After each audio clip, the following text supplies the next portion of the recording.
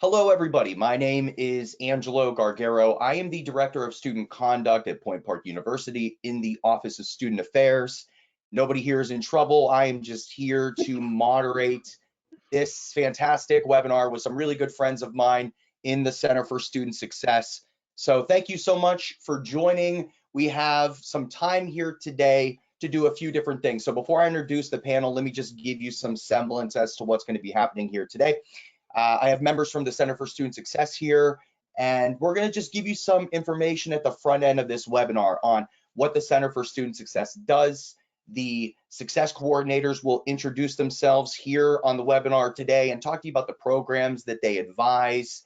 And really the big portion of this webinar is to have this open Q&A session with all of you. We want to help answer any questions or concerns that you have right now, with some weeks and a month and a half-ish to go before the fall semester starts. So a couple of things to keep in mind in terms of protocol here in the webinar.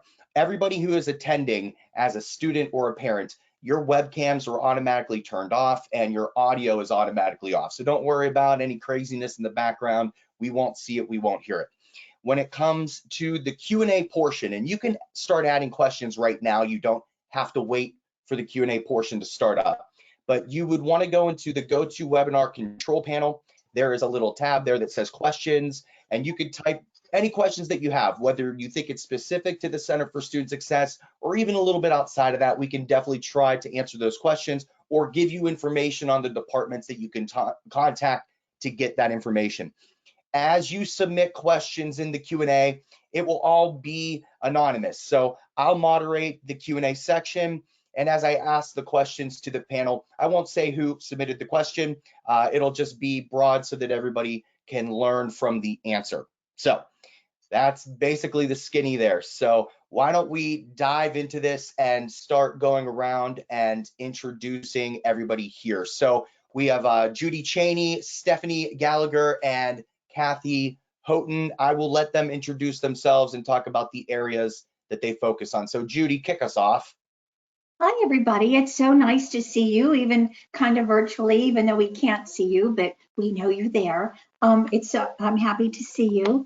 I am an advisor in the Center for Student Success, as we all are here, and I advise the psychology and the behavioral sciences students. So whoever is out there that's mine, yay. Thank you, Judy. Stephanie, go ahead and bring us in. Hi, everyone. My name is Stephanie Wojtowicz Gallagher, and I work with all the NSET students. So that's natural sciences and engineering technology. We're talking biology, forensic science, funeral service, and all of the engineering students. So if you're looking for me, now you know what I look like, so you can track me down.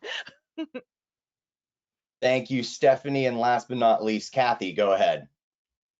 Hello, everyone. I'm Cathy Houghton.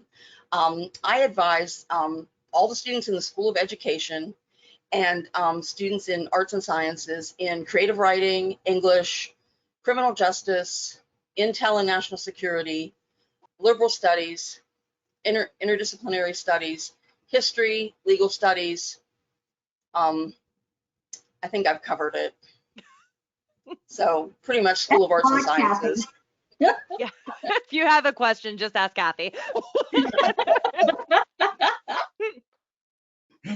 I love it. Thank you, Cathy, and thank you to everybody being here for the webinar today. I want to kind of give some upfront information on the Center for Student Success, and Cathy, Stephanie, Judy, at any point, feel free to jump in and expand on the things that I'm talking about that the Center for Student Success does. But first of all, the Center for Student Success is located on the 5th floor of West Penn. You may not know where that is yet, but you will. And we will help you find your way around to your classes and all the different buildings. But 5th floor of West Penn. And the Center for Student Success is really a robust area on campus in terms of the support that they provide. As you just kind of got introduced to your success coordinators, there's a lot that they do specifically and individually for students, but at large, the Center for Student Success has a lot of other support areas as well. One of them is the Writing and Tutoring Center that's headed by Michael Elko, the Director of Tutoring. And this is a really amazing area, also located on the 5th floor of West Penn. They can also do virtual tutoring.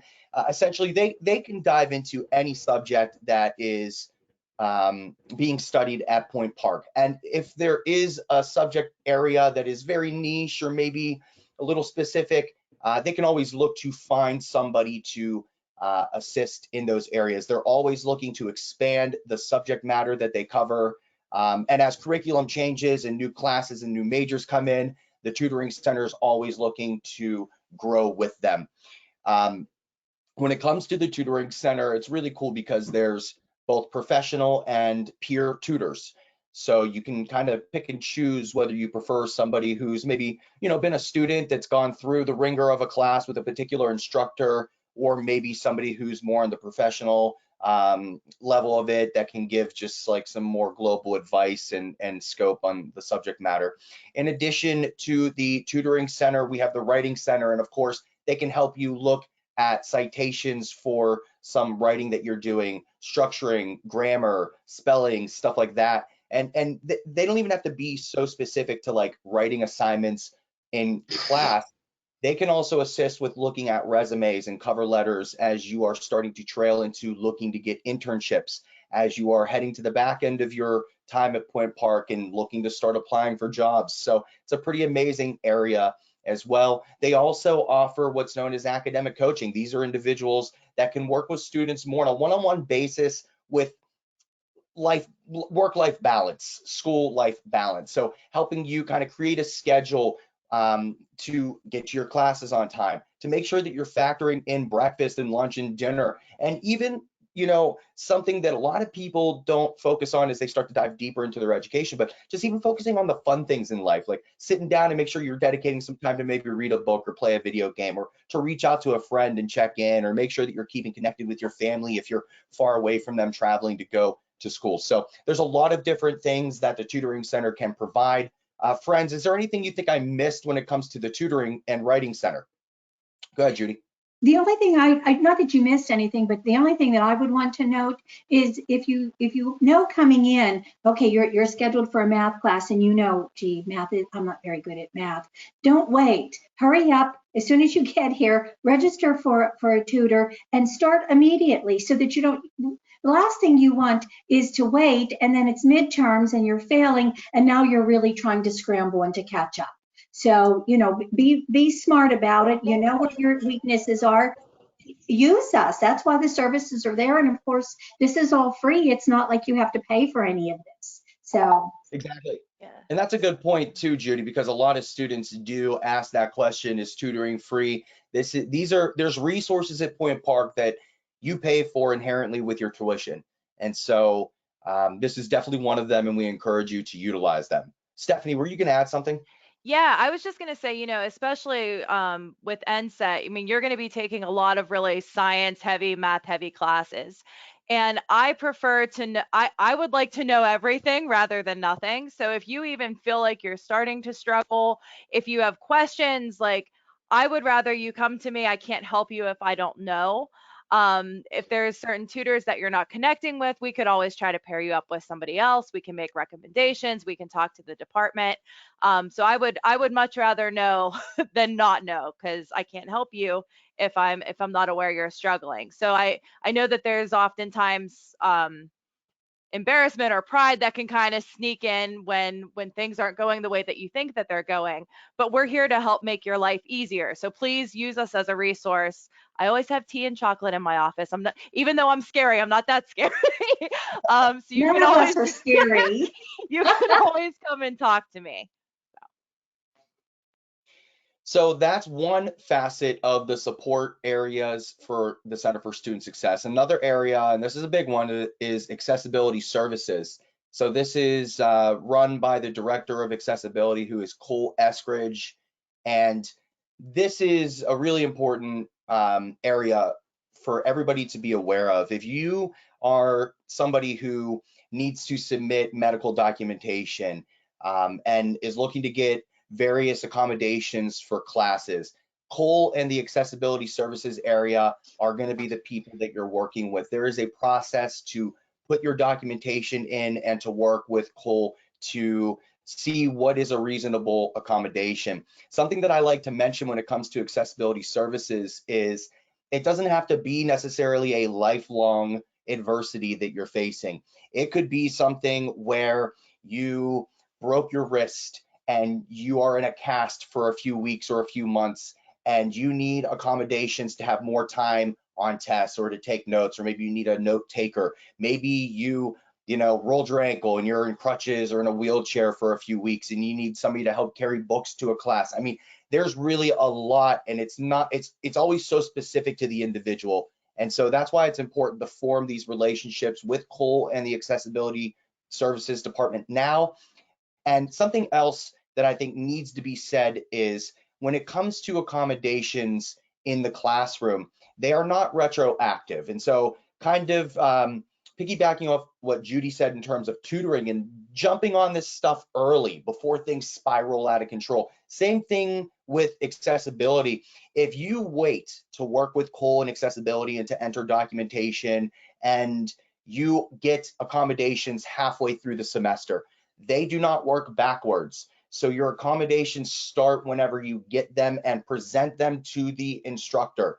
So don't wait for this. And look, a lot, kind of again, like with what Judy was saying, there can sometimes, or maybe with Stephanie, there can be some pride, when it comes to these things that's hard to overcome. But the whole goal of accessibility services is to create an even playing field for everybody to acquire their education, to create the networks, and to move through and graduate. So definitely encourage that and to jump on this stuff early. Do you think there's anything I missed when it comes to accessibility services, guys? You did great, Angelo. Thank you. And then the last area that I want to mention that the Center for Student Success really focuses on is student intervention. So there is the director of student intervention is Hannah Colbert, and Hannah kind of covers a lot of everything. This is somebody that you'll probably hear from throughout your time at Point Park, whether it is around like the midterm time frame, and maybe you're not, performing to the best of your ability.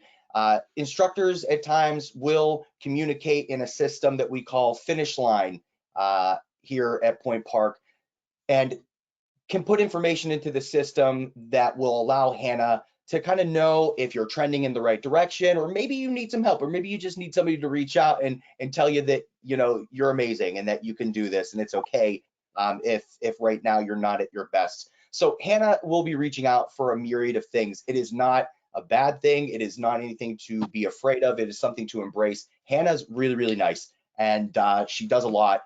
So hearing from her is a good thing.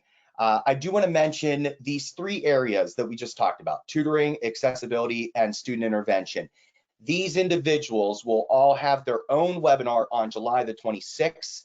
I have the link to that webinar sitting in the chat now. If you're somebody that maybe had accommodations in high school, you want to join this webinar so that you can hear from Cole, get to know their face, and maybe even see some of the process of submitting documentation through the online system. If you're somebody that used tutoring in high school or feel like you would want to try to use it for the first time in college, check out this webinar so you can meet Michael Elko. I have it in the chat. We will definitely be doing some different information dumps in that webinar and an open Q&A as well with those three individuals. So please check that out. Okay, so I think that covers basically everything. I do want to reiterate, maybe I should say this. I used to work in the Center for Student Success for a few years, advising the School of Business programs minus SAEM. So it's really awesome to see some friends here with Stephanie, Cathy, and Judy. And I truly love the Center for Student Success. Not only was it a nice launching point for me in higher ed, but I know the work that they do there. I can vouch for it.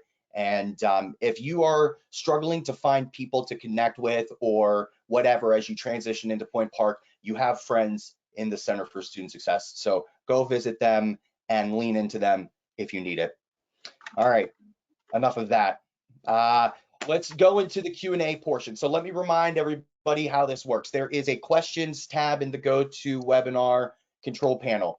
You'll just ask a question, whatever question you want. You can ask as many questions as you want. and we'll start going through. I will not say who asked the question. We'll just throw it out there anonymously for Judy, Stephanie, and Cathy to respond to.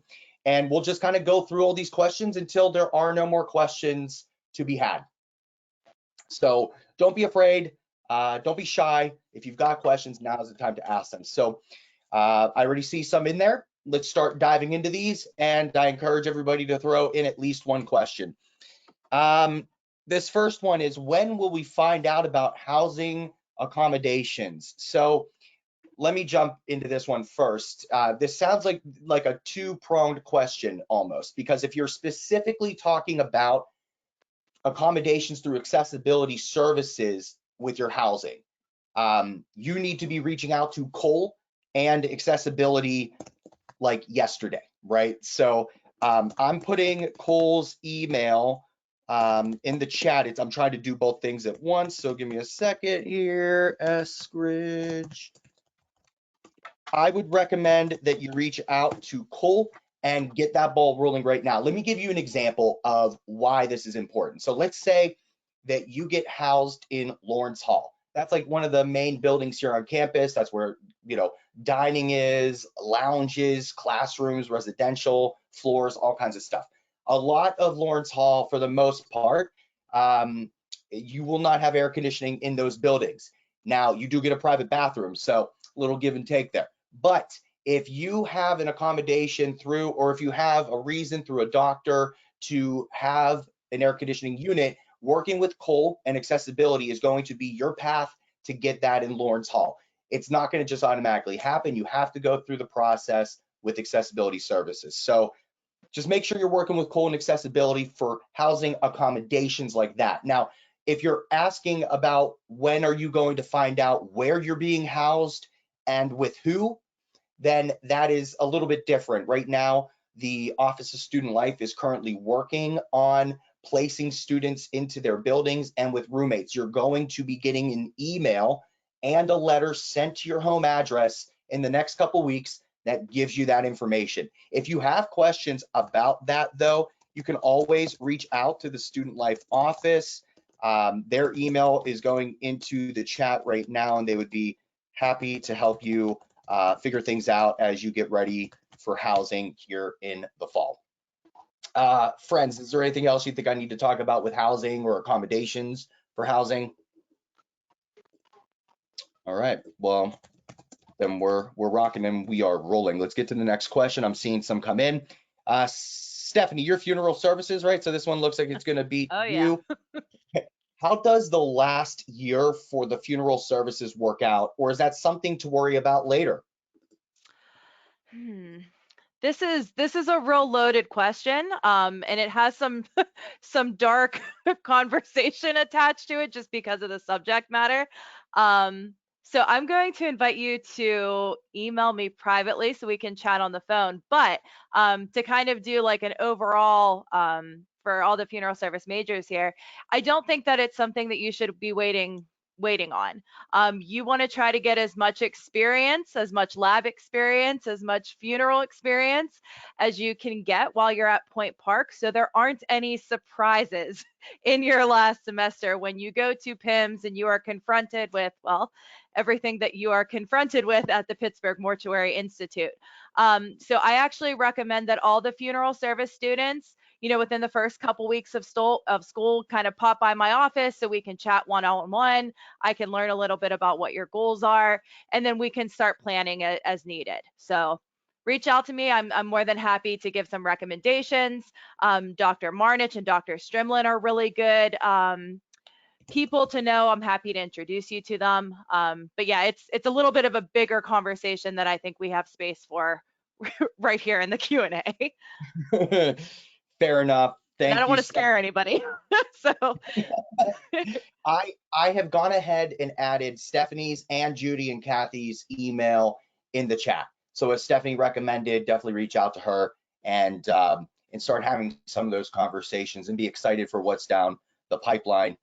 Something else that I just was reminded of as Stephanie was talking that I just want to put out there, and maybe this sparks some questions as well. But you're not only do you have a student success coordinator like Stephanie, Cathy, and Judy who help you with scheduling and changes of majors and adding minors and transfer of credit and just support and kindness, you will also be assigned a faculty advisor. This is going to be somebody who specializes in the industry of which you're studying, and there's a lot of value that comes from that, whether it is providing a little bit more insight on the curriculum and the classes that you're taking, why you're taking these classes, how they are applicable to the career that you're looking to get into. I know a lot of the time whenever I was in my undergrad for applied communication, I felt that I wasn't understanding how this would apply or work in the real world or in my career. And it would have been amazing to have a faculty advisor that could really talk from experience about how this becomes really tangible really quickly. So that's a good source of information as well. These individuals, bear in mind, our faculty, they are awesome. I think in all of us on the call here, we also are part-time adjunct faculty members as well. And we so are awesome. we are. I mean, look at us. I mean, look at the shirt I'm wearing. So yeah. That's right. But these faculty advisors, I mean, they either had work in the industry or currently work in the industry that they're teaching. I mean, that is such an insanely valuable asset. So use that. Create relationships with them.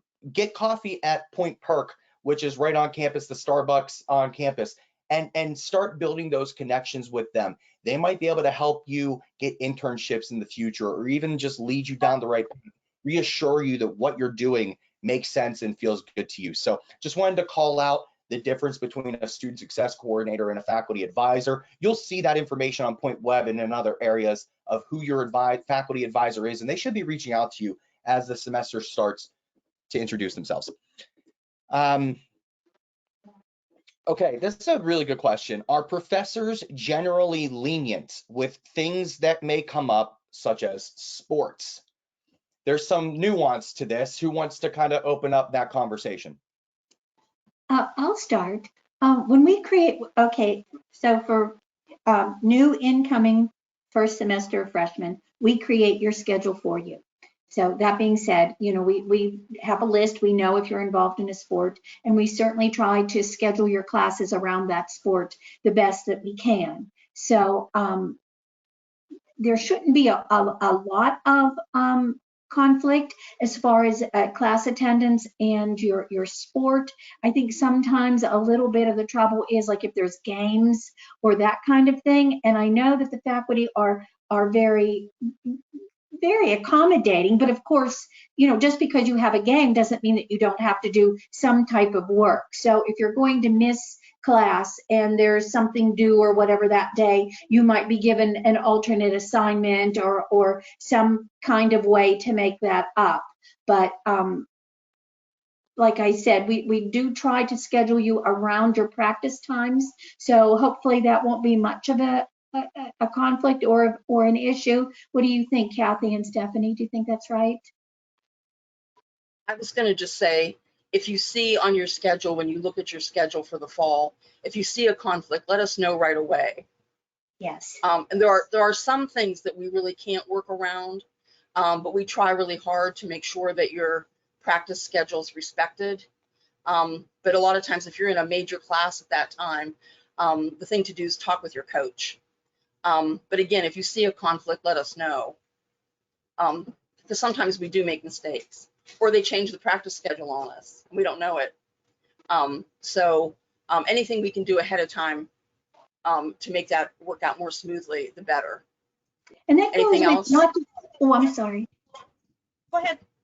And that goes not just for sports, but say like your work, say you have a job and your work schedule gets changed. And so now there is a conflict. And like Cathy said, sooner rather than later, email us right away, because, you know, as much as we can, we'll shift things around the best that we can. And I can, you know, to kind of echo what my colleagues have been saying, you know, even when I'm teaching and I'm in the role of professor, I tell my students day one, like, treat me like you would like to be treated. Like you wouldn't like your friend to ghost you and just not show up out of the blue. And then you have questions. If you reach out to me beforehand and say like, hey, I'm not going to make it to class today, I'm not feeling well, like I would much rather you be honest with me, because that's going to not only allow me to kind of empathize some more, but it's showing me that one, you're serious. It's showing me that you care about your education. And when things come up, because life does happen, you know, it's easier to deal with because we're all on the same page. So as much as you can be proactive and honest and practice good professionalism, that's something that you really want to get in the habit with to make a good first impression right off the bat with your teachers. There's going to be a lot of kind of intangible things that you're going to acquire throughout your time in college and at Point Park, right? There's going to be the curriculum that you learn in the four walls of a classroom, but your character and your credibility and your trustworthiness and your timeliness and communication, all of those things come in and out of what you do and how you do it. So kind of saying like what Stephanie was going off of there, you know, if you're not feeling well, or, you know, so even outside of like the athletic space, just communicate with your instructor. Not only do we have a responsibility as staff and part-time faculty to make sure that you're learning the actual curriculum, but we need you to learn, you know, these intangible things as well. So when you graduate from Point Park, you are the best version of yourself and the best representation of Point Park University. So that's why instructors have these standards and things like that. And every instructor is a little bit different. So I think the best advice really is put yourself out there and get to know your instructors, get to know what their preferences are, read the syllabus and read it thoroughly so that you know what the expectations are. And, you know, if you're somebody that shows up for class and turns things in on time and you need some assistance, you know, you're probably more likely to get that than somebody who ghosts the first couple weeks of class and then just pops in a panic saying that you need this, that, and the other, right? So it's all about the character that you put forward. Good, Cathy. I just wanted to jump in here, and this might be a little early to say this, but please check your Point Park email. Yes. We use email a lot, and I know email is old school.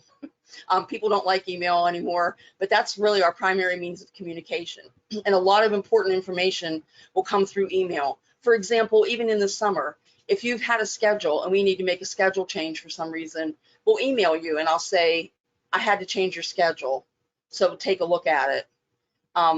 In certain circumstances, there might be reasons we get in contact with you. So make sure you can get into your Point Park email and be in the habit of checking it so you don't miss stuff. And you know, check it regularly. And I know just from my own experience, from the instructor point of view, I email students a lot of times about things, and people won't get back to me, and so then things just don't go well. So email, even though it's old school and cumbersome. Anybody else?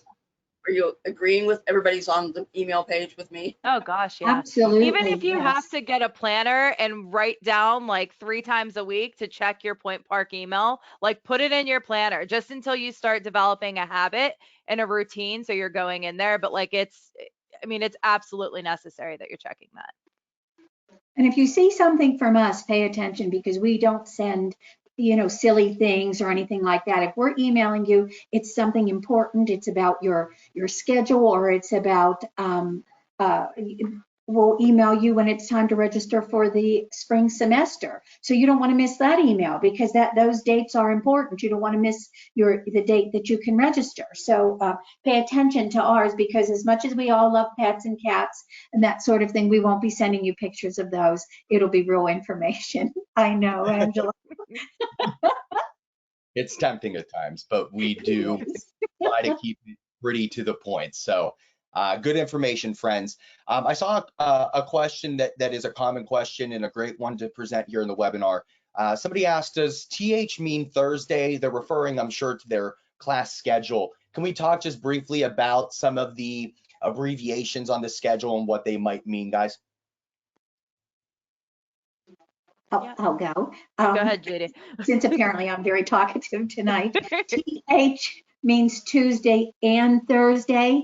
So when you see that, you're going to meet twice a week, Tuesday and Thursday. So go to class on Tuesday, because we all, every semester, we have people who don't show up for the Tuesday class and then are real surprised on Thursday, that they've already missed. MW, of course, is Monday, Wednesday.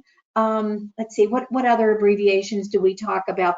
Well, the times are pretty self-explanatory. Sometimes people worry about, like, say classes are back to back. You can make it from your one class to your next class. You won't be late. We know this. Even though elevators get crowded at times, busy times, you'll still make it to your class. So don't worry about that. What else? What else, Cathy and Stephanie, is there? I would just say if you're someone like me who gets a little bit anxious when I only have a certain amount of time to get somewhere, just tell your professor. Say, hey, I have a class right before this. If I'm a few minutes late trickling in, like, that's why. I just want to give you a heads up so you don't think I'm just like consistently tardy. Because I had a handful of athletes and stuff in my class last semester. They'd be strolling in like 5 or 10 minutes after class started, and we had the conversation and everything was great. They were respectful and I was respectful of them. So just something to there's a whole bunch of ways to assuage your anxiety if that's something that you're feeling when you first come on campus. Right. And just to provide some clarity, so if TH means Tuesday and Thursday, if you had just a Thursday class, it would be an H. I know that, Yes. it is what it is, friends. So if it's a Tuesday, it's just a T, right? So you'll get used to this, and you'll also see abbreviations for what building you're in. WP is West Penn, AH is Academic Hall. So if you have questions about these things on where these buildings are, this is when you reach out to the friends here on the call and start getting some of that clarity. So great question. We get this all the time, and it's really important to make sure that we share that. I see a question. Something? I'm sorry. I'm sorry, Angelo. I wanted to throw something else in since we were talking about abbreviations. It's not really super common, but in some programs, when you come in as a freshman, you may have to take an online class. And so if you see your schedule has the letters DL behind a class, like say it's Crim J 150 DL, that means it's an online class. DL stands for distance learning. It's not that common that we put freshmen in online classes, but it does happen. So DL would mean online, and that's why it would not have a time or a date. The other sections are letters, like DA is D for day, and A is the first section of that class. So you'll see sections like DA, DB, so on and so forth. But DL is special. So you want to pay attention to that. And people will contact me and say, this class has no time or place. It's because it's online. Just wanted to throw that out there. That's good information. Thank you, Cathy. All right, so there's a question that came in that I'll jump on here real quick because I actually have the information pulled up. Somebody asked, is August 19th through the 27th the official move-in date? Yes and no. So when it comes to the groups of students on this call, Arts and Sciences and School of Education, your move-in dates are going to be either August the 21st or the 22nd. What's going to happen is you are going to be assigned one of those 2 days, the 21st or the 22nd, and that will be the day that you move onto campus. You will get an email from the Student Life office, the same office that's going to email you about your housing assignment, your roommates. They will be telling you in the coming weeks if you're moving in on the 21st or the 22nd. Please go on the day that you're assigned.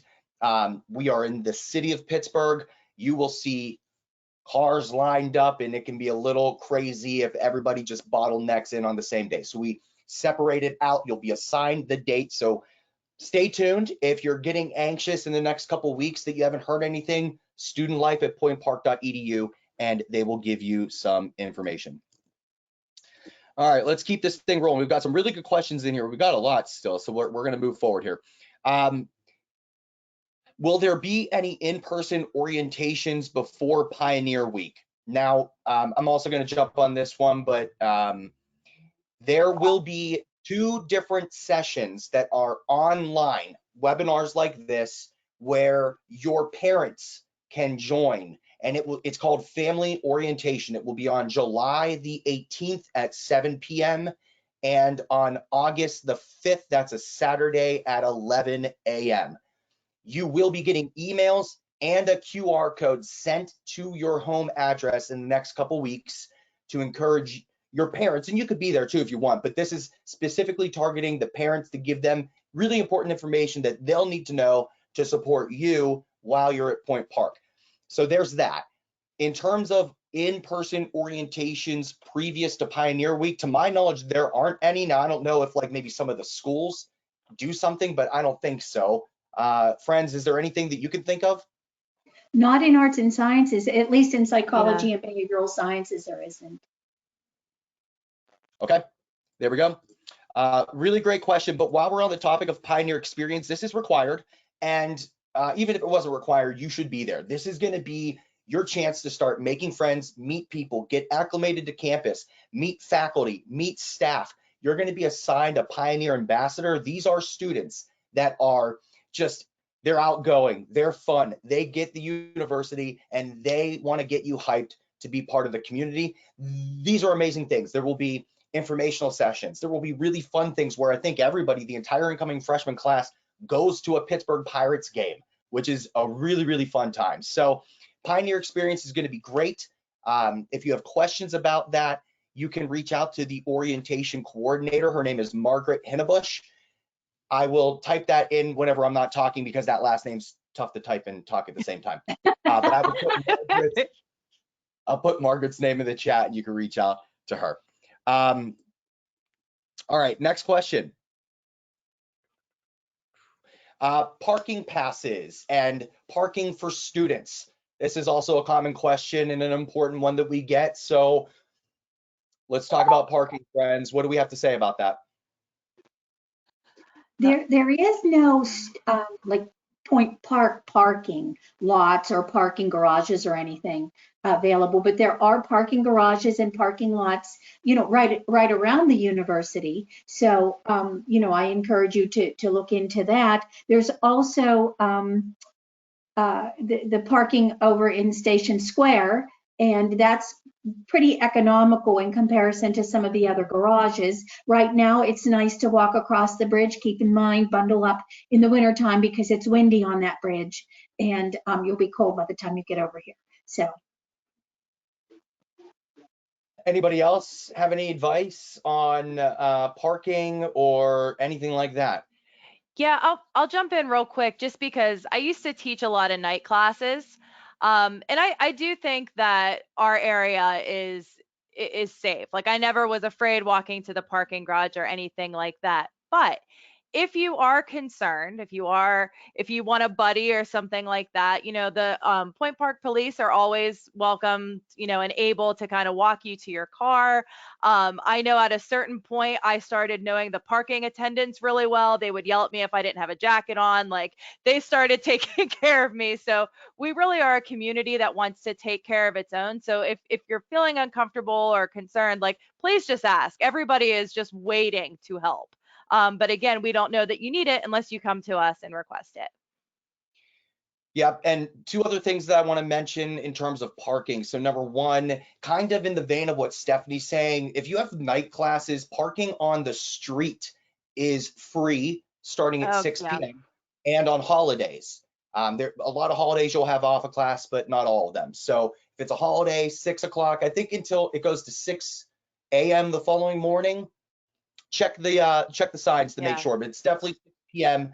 when it starts. So that could be an option if you have a night class or something like that. And then if you're a commuter, or no, you don't even have to be a commuter, residential students as well, there's something called the U-Pass program where any Pittsburgh Port Authority bus you can ride for free, which is really awesome. We're just implementing this for the first time this year. Other schools in the area kind of started doing this, and we're also giving that as an option and resource to our students. You'll need to download an app called Ready to Ride. You will need to register an account with them, and as the school year begins, you will get information on when that access opens up, and the map of where you can go. So, I mean, there's a lot of options for sure. If you really want to have some fun, you can rent a scooter and, you know, ride around a little bit, maybe get a scooter from Station Square, cruise over to Smithfield Bridge, pop a wheelie and get into class, right? So good times in downtown Pittsburgh.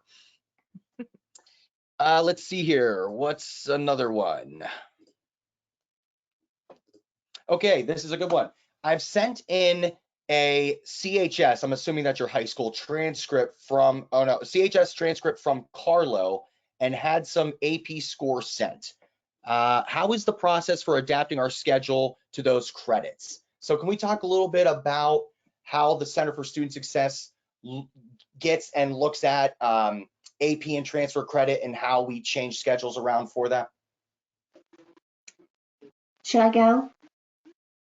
I believe AP scores, I think we start receiving those mid-July-ish.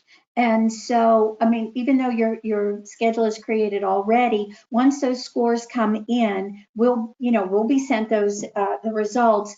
And if that means we need to adjust your schedule, we will. So don't worry about that. As far as credits from high school, what am I trying to say?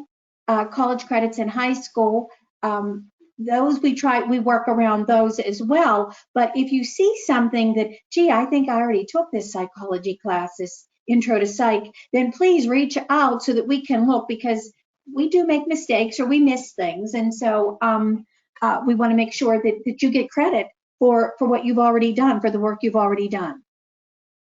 Yeah, it's so important to advocate for yourself. And if you haven't received a credit and like in your heart of hearts, you really feel like you should have, like ask why. Have the department explain to you why that credit didn't come over, and invest yourself in your education so you know all the ins and outs of it. Again, I'd much rather have you emailing me like, Stephanie, this doesn't seem right, so I'm involved in the conversation and can help you too, than for you to just sit there and be upset or angry or have questions and then end up retaking a class that you very easily could have gotten credit for with the right conversation. Right. Another thing to keep in mind about that is with the college and high school, I think that in every case, I'm pretty sure you have to have the transcript sent from the institution that sponsored the class. Yes. It's not enough to have it on your high school transcript. You have to request the transcript from the college or university. The other thing I want to mention about that is the first week of the semester, when you start your classes, is drop add. That's a week where you can change your schedule and the classes like it never happened. If you get in a class your first week and you think, I've taken this class, even if it's not before, if you're in a class and you think, why I shouldn't be in this class, let us know, reach out, because you have that week to make schedule changes. And then once that week is over, isn't it always the day after Labor Day? Yes. Once that Tuesday after Labor Day comes, then it becomes a withdrawal and not a drop, and it gets a little more complicated and all that. So just remember, like Stephanie said, advocate for yourself. It never hurts to ask. Right. Absolutely. And just one last thing when it comes to like transfer of credit and things like that, AP scores, the registrar's office is the office that articulates that and makes those decisions. There is a formal appeal that you can submit after they make their decisions. So kind of bouncing off what Stephanie said, if you believe in your heart of heart that, this should apply, I would appeal it, reach out to the registrar's office. And I mean, there's nothing wrong with that. When I worked in CSS, very often I had students say, hey, no, I think that this should transfer in. They reach out to the registrar and it ends up coming in. So definitely advocate for yourself, not just in this capacity, but, throughout your time at Point Park and throughout your life.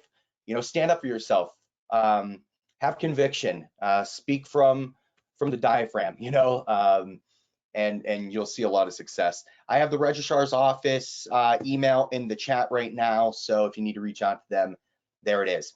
I do want to take a moment. We're at 6:51. We've got about 9 minutes left. This is flying by. Really great questions too. So I want to kind of give like a last call for any questions. We still have a few more that we're going to power through here right now, but if you have other questions, now is the time to do it. We've got 9 minutes to go.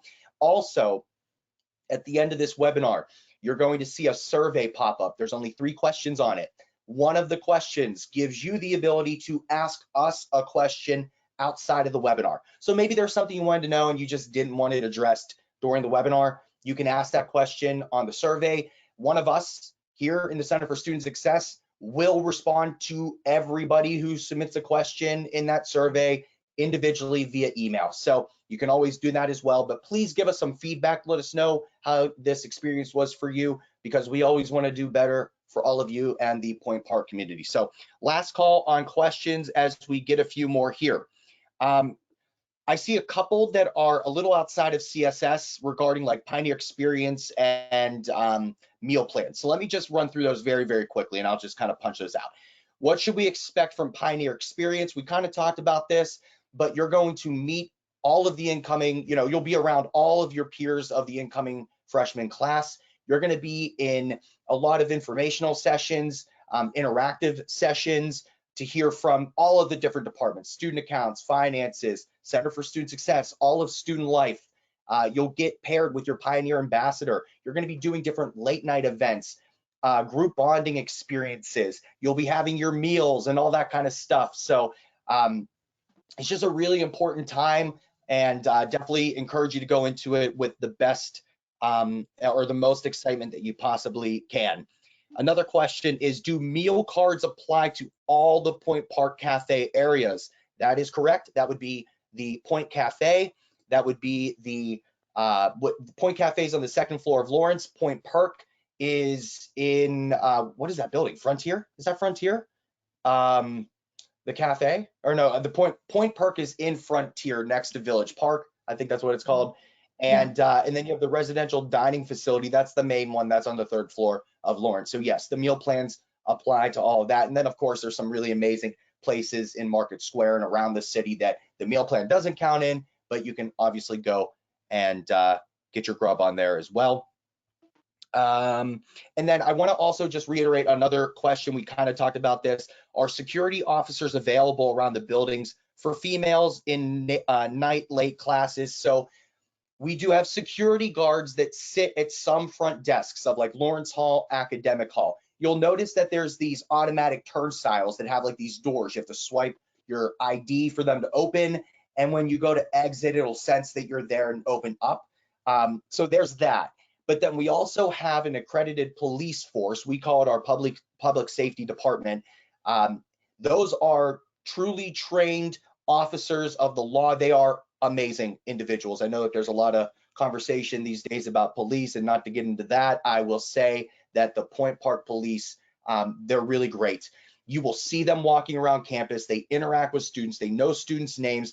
They are a different breed, and I love them, and I cannot tell you how important it is and valuable that we have them. So yes, the police can escort you to a car. They can help you if you feel that you're in need or in danger. 3960 is their extension if you're on any phone number or any landline phone that's on campus, or you would dial 412-392-3960. Something else I want to say is dialing 911 for an emergency is different than calling public safety. And in the moment, you dial whatever you need, but 911 gets a call. They then have to relay it to the Point Park Police, and then Point Park Police respond. If you call Point Park Police, you kind of cut out the middle person and they respond. And so the response time is a little bit quicker. 3960 is the number that you want to dial for public safety. And they're also on the 3rd floor of Frontier. Yeah, put it in your phone and sign up for the security alerts too on the website. Yes, point alerts, I believe it is. So they will only, like, they're not going to tell you when there's a snow day in these point alerts. These are legitimate alerts that you need to be aware of. It's unfortunate that the younger generation of college students are kind of being almost, conditioned to like a lot of the craziness in high schools in terms of like lockdowns and stuff like that. These are the kind of alerts that they're going to send out. Hopefully we never have to see one of them, right? But in crises like that, time is of the essence. So please make sure that you are signed up for that. Thank you for adding that, Stephanie. Mhm. All right, we got a few more questions here. Let's try to punch these out. How do we sign up for point alerts? I see that.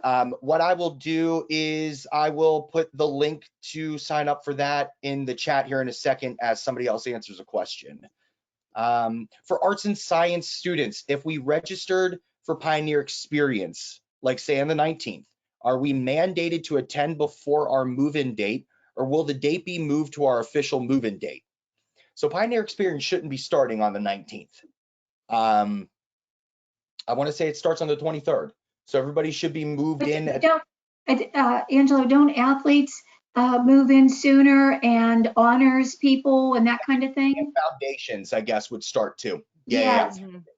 Good point. So does anybody want to talk about that real quick? Foundations and maybe some of those other areas too, real quick? Catherine? Yep, it's all you, Cathy. If if you're in the foundations program, so if you're in the foundations program, you do have, if you're living on campus, you can move in. I think it's on August 12th, and foundation starts on August 14th and runs to the 22nd. And that's an intensive program, pre-college program for students in that program. If you have any specific questions about foundations, you should have recently gotten an email from me. There'll be more information forthcoming, and you can always email me directly about any questions you have about that. As far as the dates of Pioneer Experience, I think that date that was cited is what's actually out there, even though it might not start until later. But that's the date that's out in the public sphere right now. One other comment I would want to make about a lot of questions that crop up.